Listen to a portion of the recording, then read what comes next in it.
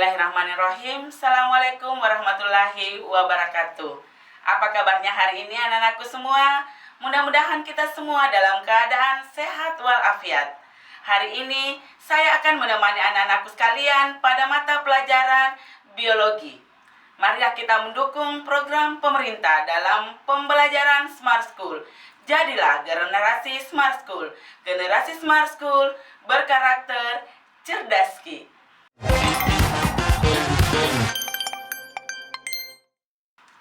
Baiklah anak-anakku sekalian, pada pertemuan kita pada hari ini kita akan membahas tentang proses pembelahan sel. Namun pada hari ini kita akan lebih memfokus pada pembelahan sel secara amitosis dengan secara mitosis. Nah, adapun tujuan pembelajaran yang akan kita capai pada pertemuan kita pada hari ini, yaitu yang pertama, siswa dapat menganalisis proses pembelahan amitosis. Kemudian yang kedua, siswa dapat menganalisis proses pembelahan mitosis. Anak-anakku sekalian yang saya banggakan, pada pertemuan kita pada hari ini, ada dua tujuan pembelajaran yang akan kita capai, yaitu bagaimana kita mampu menganalisis pembelahan secara amitosis, kemudian bagaimana kita mampu menganalisis proses pembelahan secara mitosis. Mudah-mudahan 45 menit nanti anak-anakku sekalian bisa mencapai tujuan pembelajaran ini. Nah, berbicara tentang proses pembelahan sel, ini ada hubungannya dengan materi anak-anakku pada saat anak-anakku sekalian masih berada di tingkat kelas 11 SMA. Nah, ini kita melihat di hadapan anak-anakku sekalian, ini kita berhayal sedikit ke masa yang lampau, di mana pada saat kondisi kita masih baik, kemudian dia akan melewati suatu tahapan sampai kita sekarang duduk di bangku sekolah menengah atas, khususnya kita semua dalam keadaan kita sudah berada di kelas 12. Nah, kira-kira dari tahapan-tahapan yang terjadi yang dilewati oleh anak-anakku sekalian, apakah itu ada hubungannya dengan pembelahan sel? Apakah ketika kita masih baik, kemudian kita akan melalui tahapan-tahapan sehingga kita akan sampai ke tahapan remaja seperti kondisi anak-anakku sekalian. Sehingga dalam hal ini, apakah kondisi tersebut itu termasuk dalam proses pembelahan sel? Sehingga dalam hal ini kita akan melihat apa itu pembelahan sel. Sel apa yang terbelah dan bagaimana proses yang terjadi pada proses pembelahan sel. Nah, anak-anakku sekalian, ketika kita berbicara tentang pembelahan sel, ini kita berbicara tentang reproduksi yang dilakukan oleh sel. Apa sebenarnya itu pembelahan sel? Pada dasarnya, pembelahan sel itu adalah proses memperbanyak jumlah sel dengan cara membelah diri. Apakah itu pada organisme multiseluler atau juga terjadi pada organisme uniseluler. Dalam artian bahwa proses memperbanyak jumlah sel ini dapat terjadi pada organisme yang tersusun oleh banyak sel dengan organisme yang tersusun hanya dari satu sel. Meskipun nanti proses pembelahan selnya ini akan berbeda. Nah, sama halnya dengan kegiatan-kegiatan yang kita lakukan. Tentunya pembelahan sel yang terjadi di dalam tubuh organisme, baik itu uniseluler maupun multiseluler, itu mempunyai tujuan. Sehingga dalam hal ini, tujuan pembelahan sel itu kita bagi ke dalam dua golongan, yaitu tujuan pembelahan sel dari uniseluler dan multiseluler. Apa tujuan pembelahan sel pada organisme uniseluler? Pada organisme uniseluler, tujuan selnya itu adalah bereproduksi atau dalam hal ini memperbanyak diri. Kemudian yang kedua adalah pada organisme multiseluler. Apakah tujuan pembelahan sel pada organisme uniseluler? Itu sama pada multiseluler. pada pembelahan sel multiseluler itu bertujuan untuk reproduksi. Dalam artian bagaimana suatu organisme itu mampu memperbanyak diri untuk melanjutkan keturunannya. Kemudian yang kedua, tujuan yang kedua pembelahan sel pada multiseluler itu adalah pertumbuhan. Organisme multiseluler itu akan mengalami tahapan-tahapan pertumbuhan, sehingga dalam hal ini sel akan membelah terus sehingga organisme tersebut akan tumbuh dan bertumbuh terus. Kemudian yang ketiga adalah perkembangan. Nah, perkembangan ini pada organisme multiseluler, ketika organisme itu sudah tumbuh, dia akan mendewasakan jaringan-jaringan yang ada di dalam tubuh dari organisme tersebut dengan melalui perkembangan-perkembangan dari jaringan-jaringan yang terbentuk. Kemudian yang keempat adalah pemeliharaan jaringan. Apakah pemeliharaan jaringan ini sangat berpengaruh pada organisme multiseluler. Ini kita bisa melihat bahwa ketika ada bagian tubuh kita yang luka, maka disinilah berperan pembelahan sel. Sehingga dalam hal ini, luka yang terjadi, luka yang ada pada tubuh kita, itu akan melalui proses pembelahan sehingga luka tersebut akan tertutupi dan menghasilkan sel-sel baru sehingga luka tersebut akan sembuh atau seperti semula. Kemudian pada dasarnya pembelahan sel ini kita lihat bahwa pembelahan sel itu terjadi dua, yaitu pembelahan langsung dengan pembelahan tidak langsung. Pembelahan secara langsung itu adalah pembelahan amitosis. Ini biasa terjadi pada umumnya terjadi pada organisme prokariotik, organisme yang belum memiliki membran inti. Dalam hal ini Archaebacteria dan Eubacteria. Kemudian yang kedua adalah pembelahan secara mitosis. Pembelahan secara mitosis terjadi pada organisme eukariotik. Di sini pembelahan mitosis pada organisme eukariotik itu untuk pertumbuhan dan regenerasi sel tubuh. Kemudian yang ketiga adalah pembelahan secara meiosis. Pada pembelahan secara meiosis ini kita akan membahas lebih lanjut bagaimana proses spermatogenesis dan oogenesis. Namun pertemuan kita pada hari ini kita akan membahas tentang proses amitosis dengan proses mitosis. Nah, kalau kita berbicara tentang proses amitosis, sama hanya kalau kita mengatakan bahwa amitosis itu adalah proses pembelahan secara langsung atau biasa juga disebut dengan pembelahan sederhana. Kenapa dikatakan pembelahan sederhana? Pembelahan amitosis itu adalah pembelahan sederhana yang didahului dengan pembelahan inti tanpa didahului pembentukan benang-benang spindle. Kemudian dikatakan juga pembelahan sederhana karena ini tidak didahului dengan penampakan kromosom.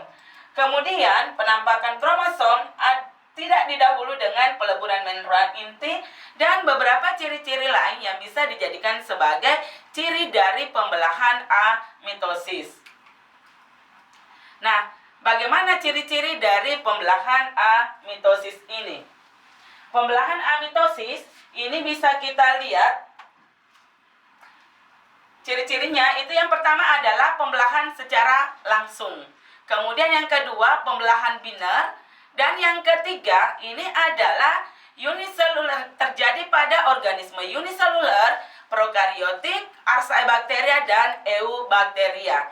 Kemudian pada pembelahan secara amitosis ini, reproduksi sel yang secara fungsional melakukan pembelahan diri tanpa perlu melalui tahapan tertentu dalam proses pembelahan sel. Inilah yang menjadi ciri dari pembelahan amitosis.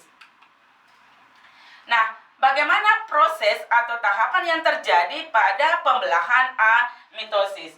Ini kita bisa lihat dari gambar yang anak-anakku sekalian lihat pada hadapan anak-anakku sekalian. Yang pertama tahapannya adalah kromosom bakteri itu akan menempel pada membran plasma. Ini akan menempel pada membran plasma. Kemudian DNA akan melakukan proses replikasi. Dinding sel dan membran plasma itu akan melakukan penekukan. Di sini akan terjadi penekukan pada membran plasma. Nah, pada saat DNA sudah melakukan proses replikasi, inilah yang akan melalui suatu proses perkembangan terus. Setelah itu dia akan melakukan proses perbanyakan sel. Nah, di sini pada saat terbentuk sekat antara kedua kromosom, ini adalah kromosom pertama dengan kromosom kedua, kemudian akan terbentuk dinding sel baru sehingga dihasilkan dua sel anakan. Ini yang terjadi pada pembelahan secara amitosis.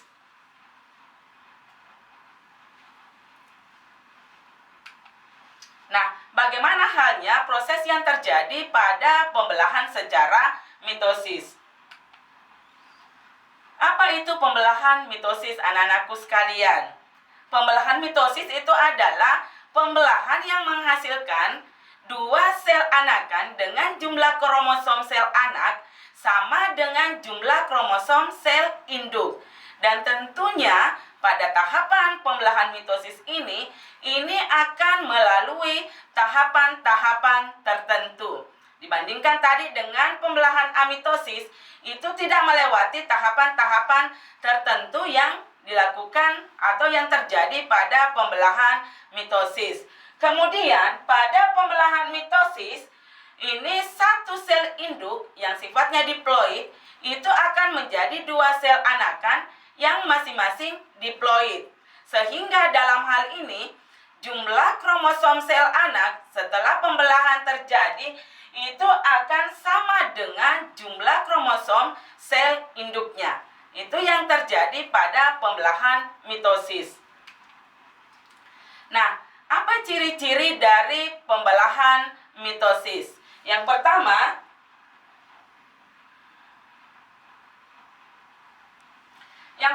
adalah prosesnya berlangsung pada sel somatik atau sel tubuh. Kemudian yang kedua, menghasilkan dua sel anakan yang sifatnya identik dengan sel induknya.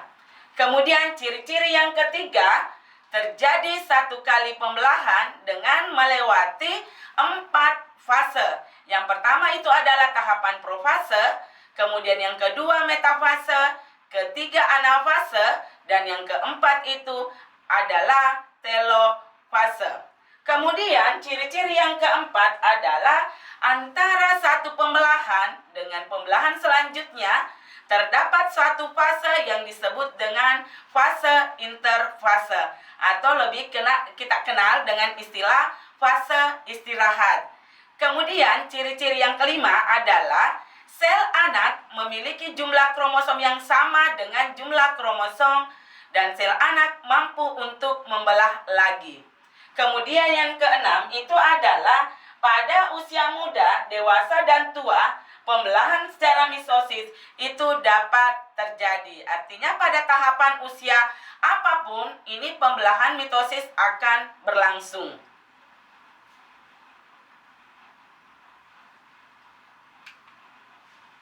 Nah, tadi saya sempat memperlihatkan gambar ini. Kira-kira bagaimana atau apa yang terjadi sehingga kita bisa melihat bahwa pada tahapan perkembangan daripada manusia itu dimulai dari pada saat masih bayi, kemudian ini sudah pintar berdiri, kemudian saat dia menjadi dewasa itu kita bisa melihat apa yang terjadi di dalam tubuh kita sehingga hal ini bisa terjadi perubahan yang sangat signifikan dari bentuk tubuh kita.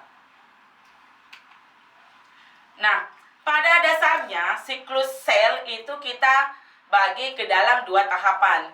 Yang pertama itu adalah fase istirahat.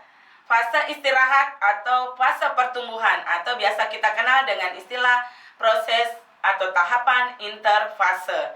Kemudian yang kedua adalah fase pembelahan. Fase pembelahan dalam hal ini adalah pembelahan mitosis yang akan kita sementara kita uraikan, ini akan mengalami suatu fase yang disebut dengan karyokinesis dan dilanjutkan dengan tahapan sitokinesis.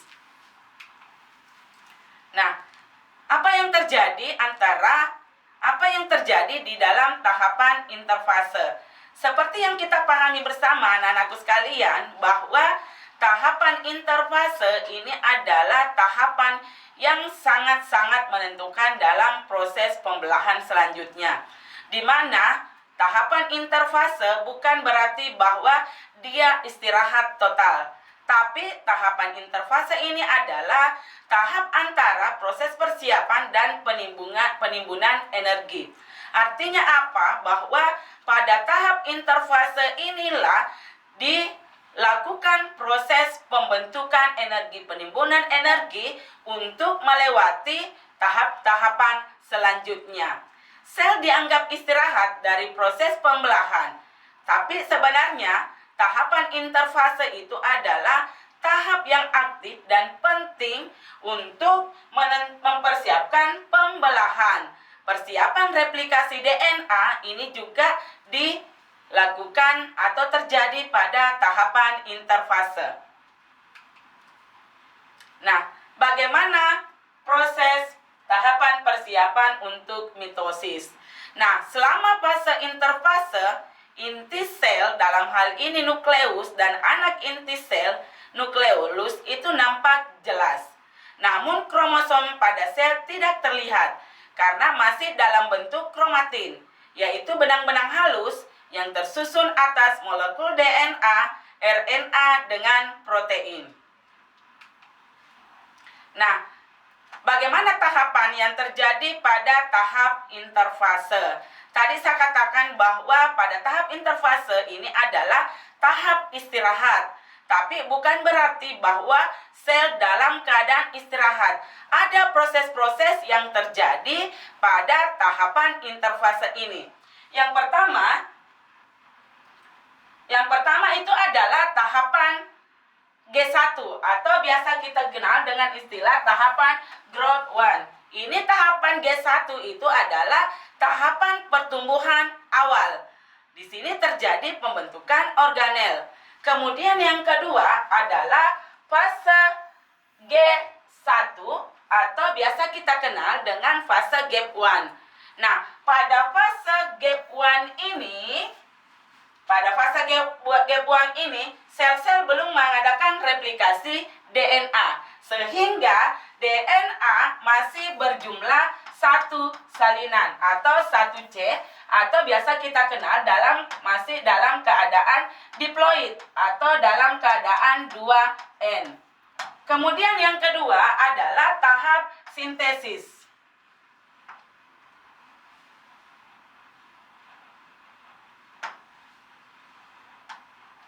Nah, pada tahap sintesis ini terjadi replikasi DNA, kemudian terjadi transkripsi atau biasa kita kenal bahwa pada tahap sintesis ini DNA dalam inti ini akan mengalami proses replikasi.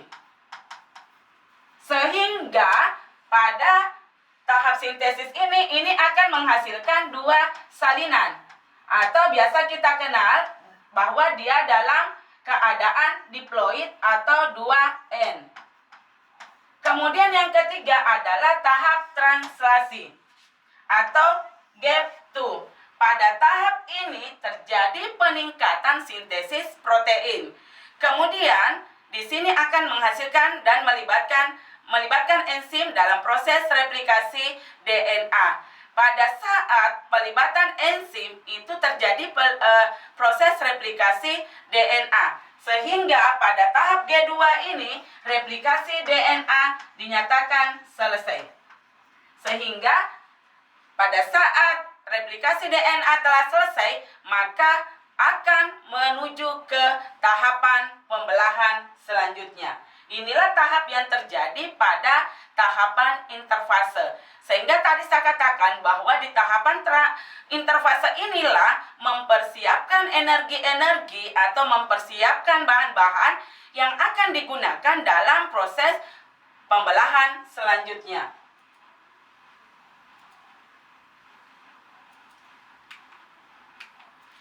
Nah, ini kita bisa melihat bagaimana tahapan dalam pembelahan mitosis.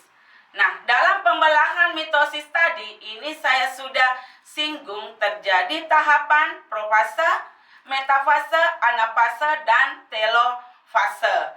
Dan masing-masing di antara dari tahapan menuju ke pembelahan selanjutnya itu adalah tahapan interfase. Bagaimana yang terjadi pada tahapan profase, metafase, anafase, dan telofase ini? Nah, pada tahap profase, benang-benang kromatin yang direplikasi di tahap interfase ini akan diuntai menjadi kromosom.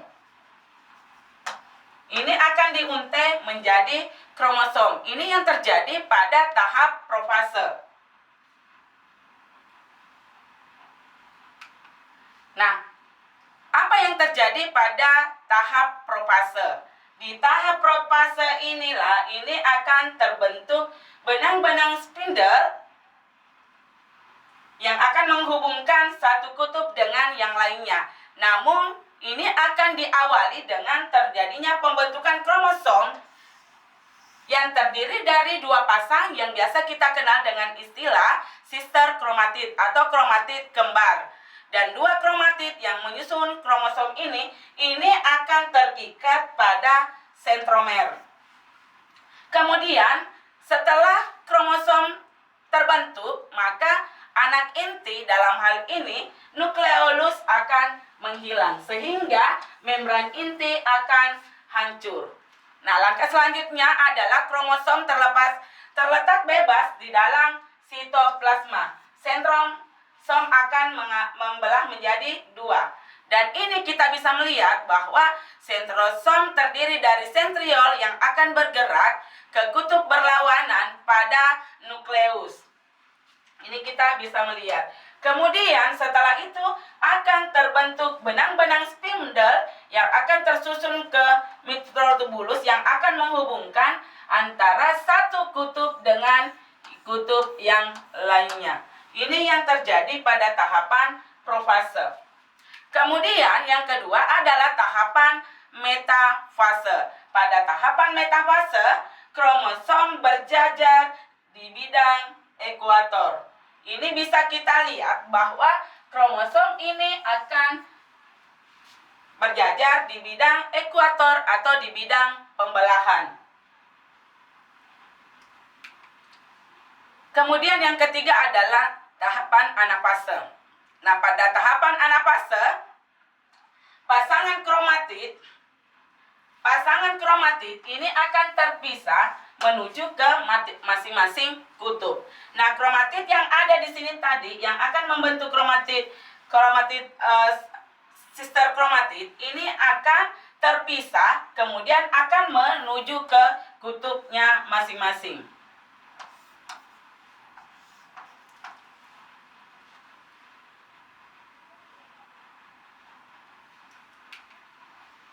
Nah, kemudian pada saat tahapan telofase.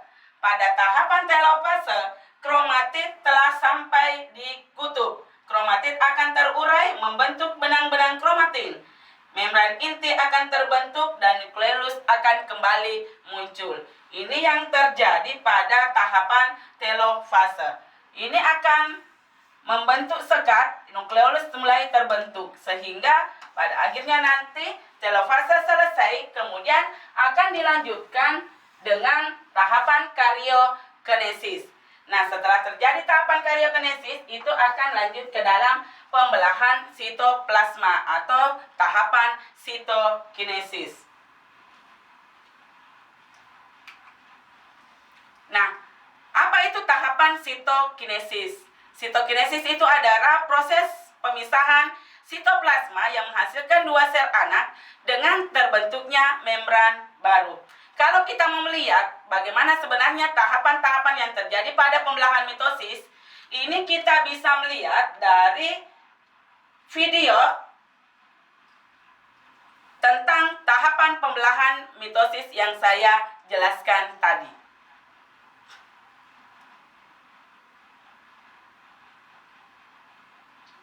Nah, video nanti ini akan menjelaskan tahapan-tahapan yang terjadi pada tahapan mitosis.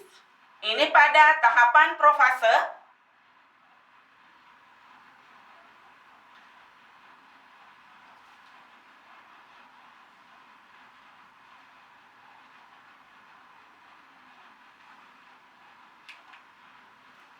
Benang-benang kromatin yang direplikasi di tahap interfase itu menebal dan memadat dan diuntai menjadi kromosom. Dan itu akan muncul kromatid sister atau kromatid kembar. Anak inti akan mulai menghilang serta membran inti akan hancur.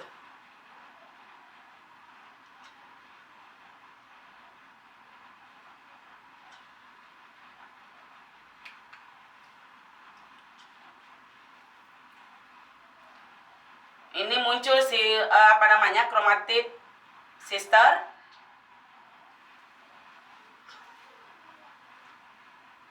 Terikat pada sentromer.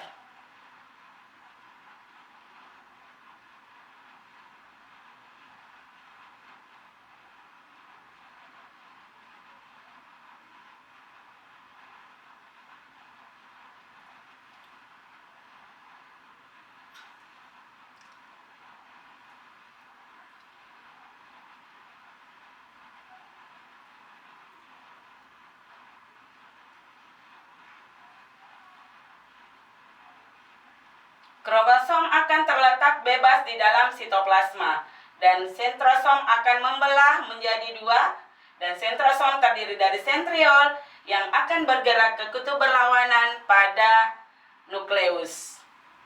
Nah, ini kita bisa melihat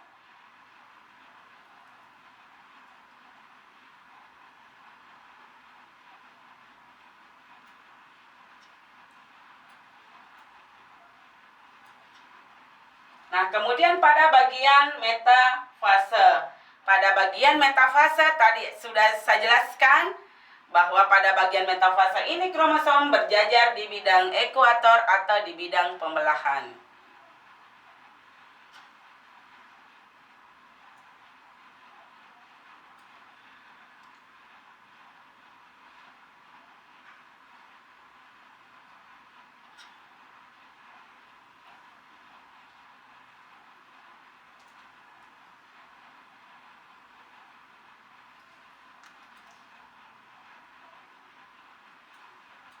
Kromosom berjajar di bidang ekuator atau di bidang pembelahan. Kemudian pada tahapan anafase,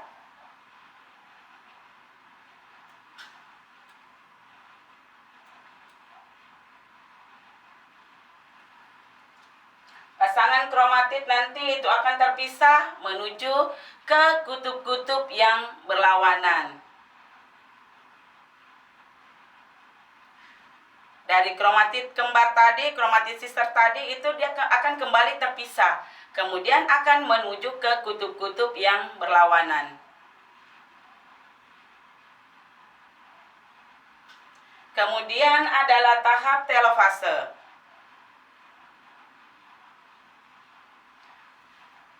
Pada saat kromatid menuju ke kutub-kutub yang berlawanan, kromatid telah sampai di kutub dan kromatid akan terurai dan akan membentuk benang-benang kromatin. Membran inti akan terbentuk dan nukleolus akan muncul kembali.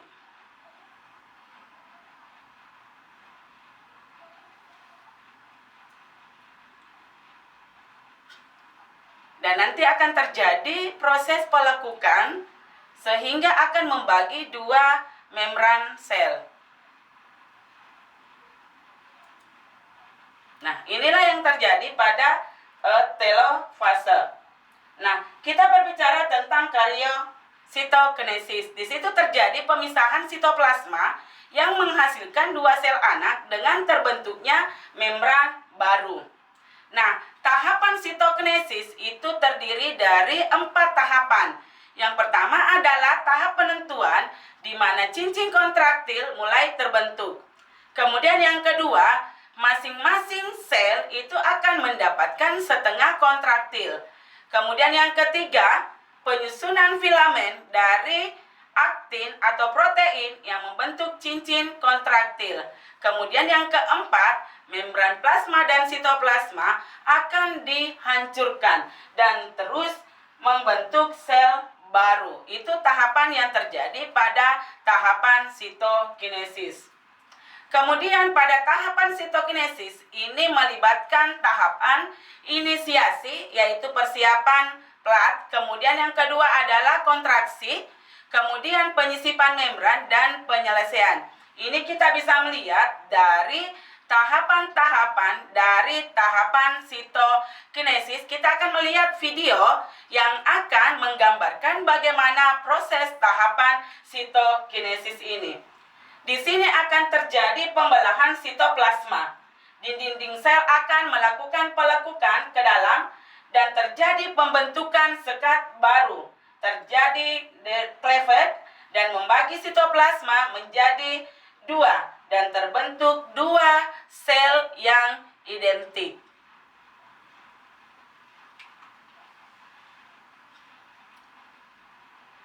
Nah, ini kita bisa melihat bagaimana proses terjadinya sitokinesis pada sel hewan dan sel tumbuhan.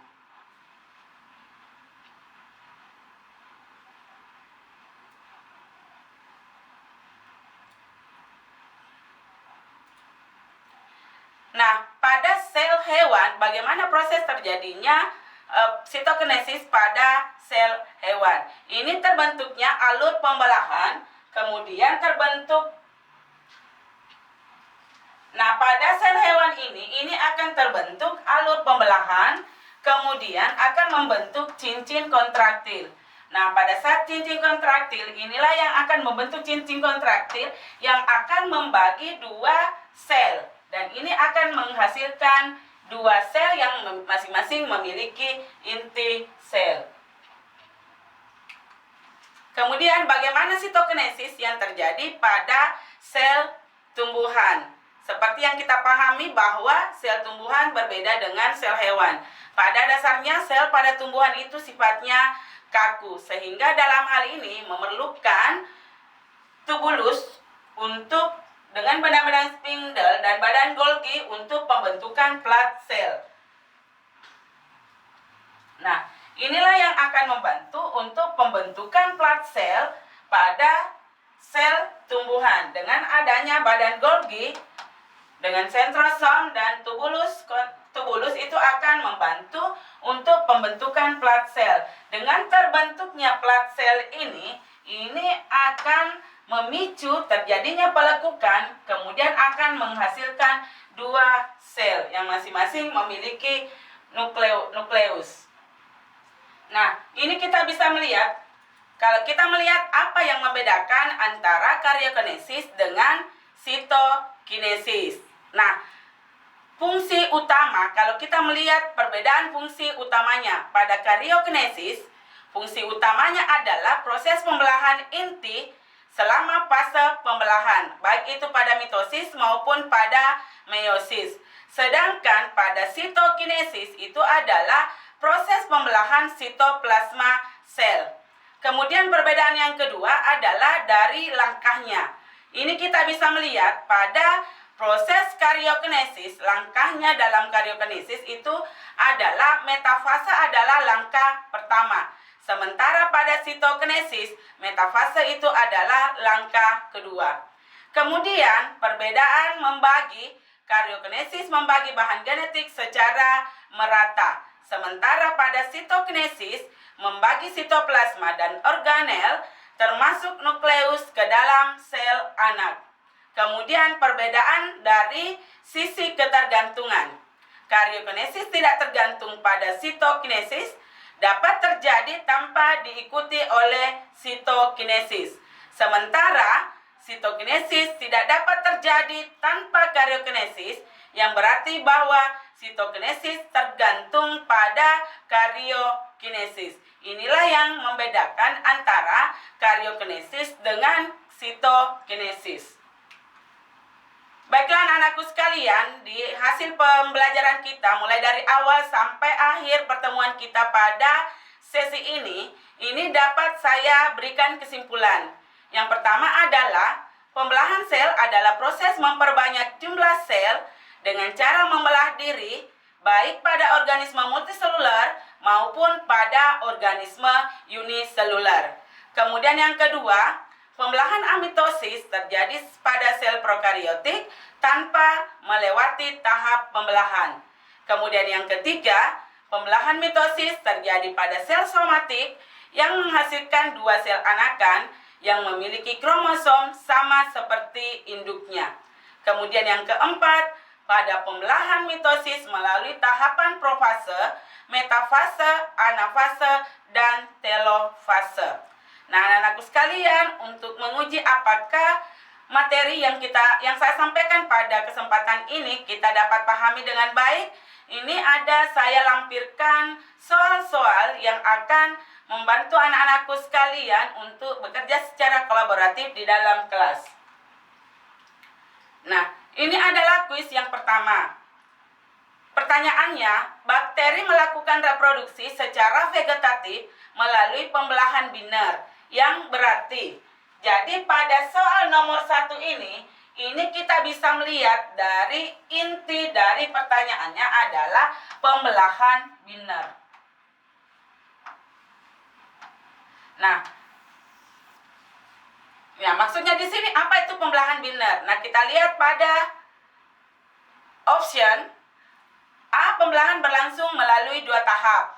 Kemudian bagian B, pembelahan melibatkan 2 fase. Dan bagian C, dalam sekali membelah dihasilkan 2 sel anak. D, proses pembelahan sebanyak 2 kali. Dan option E, pembelahan melibatkan 2 induk sel yang membelah. Dari SMA 12 Luwu Timur, jawabannya C. Terima kasih atas jawabannya anak-anakku sekalian. Ini kita bisa melihat, pada inti pertanyaan yang diberikan adalah melalui pembelahan biner.